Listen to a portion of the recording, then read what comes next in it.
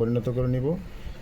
লিখতে হবে তাহলে সম্পূর্ণ সংখ্যাটি আমার 2 3 7 মাইনাস হচ্ছে এই যে 2 3 আছে অনাবৃত, এজন্য 2 3 মাইনাস করে নিলাম। এবং একটির উপর পৌনঃপুনিক আছে, এজন্য একটি 9, এবং এই দশমিকের পরে পৌনঃপুনিক ছাড়া আছে একটি, মানে অনাবৃত আছে একটি, এজন্য একটি 0। ভাগ সম্পূর্ণ সংখ্যাটি হলো 45 মাইনাস অনাবৃত আছে শুধু আমার 4, এজন্য 4। আর এখানে আছে হলো একটি মাত্র আছে পৌনঃপুনিক, অর্থাৎ আবৃত সংখ্যা একটি, এজন্য একটি 9, এবং পৌনঃপুনিক ছাড়া আছে একটি, এজন্য একটা 0। ঠিক আছে, সমান আমরা কি করতে পারি, সমান হচ্ছে বিয়োগ 237 মাইনাস 23 সমান হচ্ছে 214। 214/90 ভাগ হচ্ছে আমার এখান থেকে 45 থেকে যদি আমার 4 মাইনাস করা হয় তাহলে 41/90 ইকুয়াল টু 214/90। এখন এটাকে যদি আমরা গুণনে পরিণত করি তাহলে লব হর লবে পরিণত হবে। তাহলে হর আছে 90টা উপরে চলে যাবে, আর 41 হচ্ছে লব হরে পরিণত হবে 41। তাহলে 90 আর 90 আমরা কেটে দিলাম, এবং 41 আর হচ্ছে 214 কাটাকাটি যায় না, যার ফলে আমার 214/41। তাহলে এটা দিয়ে যদি 41 দিয়ে আমরা এটাকে ভাগ দিই, দেখি কত আসে। 214 ভাগ হচ্ছে 41 ইকুয়াল টু 5 সমান 5.2195125 2195 এবং 2195। তো এই সংখ্যাটা বারে বারে আসতেছে, এই যে 21951, ঠিক আছে, 21951 এই সংখ্যাটা আমার বারবার ডট আসতেছে। এই জন্য আমরা কি করব, সমান 5.2 এর উপরে আমরা একটা পৌনঃপুনিক দেবো 1951, এর উপরটা পৌনঃপুনিক দেবো। তার মানে এই সংখ্যাটা, এই সেটটা কি আমার বারে বারে আসতেছে। তো এটা বোঝাচ্ছে, তার মানে নির্ণয় ভাগফল, অতএব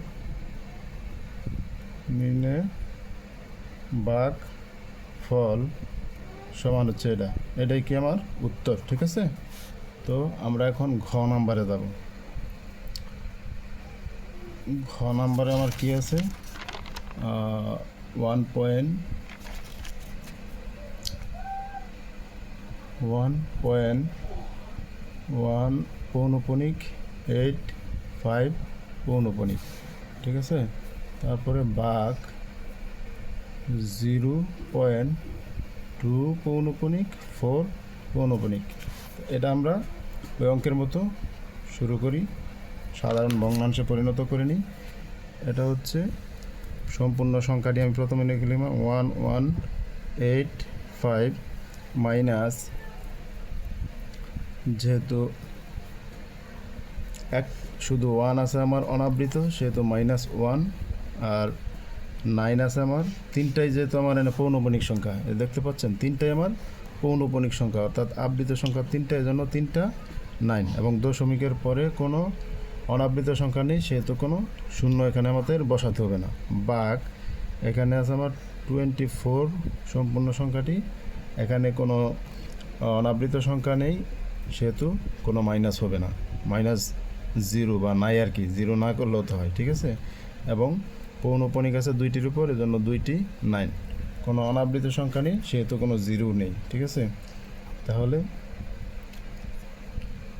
1184 1 মাইনাস করে দিলাম, তো 999 ভাগ হচ্ছে আমার 24/999। এখানে আমরা 1184,999 এটা ভাগটাকে আমরা ইনটুতে পরিণত করলাম, এজন্য আমার হরটা চলে গেল উপরে 99/24 ইকুয়াল টু আমরা জানি 9 দিয়ে যদি কাটাকাটি করি তাহলে আমার 9 11 হচ্ছে 99 এবং 111 দিয়ে হচ্ছে 999। তারপরে আমরা 8 দিয়ে যদি এটা কাটাকাটি করি 3 8 হলো 24 আর এটা হলো 148 দিয়ে যদি কাটাকাটি করি আমার হচ্ছে 1184 1184 ভাগ 148। হ্যাঁ, 8 দিয়ে কাটাকাটি করলে 148 হবে, ঠিক আছে। তাহলে আমরা এবার এটাকে যদি গুণন করি 333 আর 148 গুণন হচ্ছে আমার 11 1628। এখন এটাকে যদি আমরা ভাগ করি 3 দিয়ে ভাগ 3 ইকুয়াল টু হলো 4.8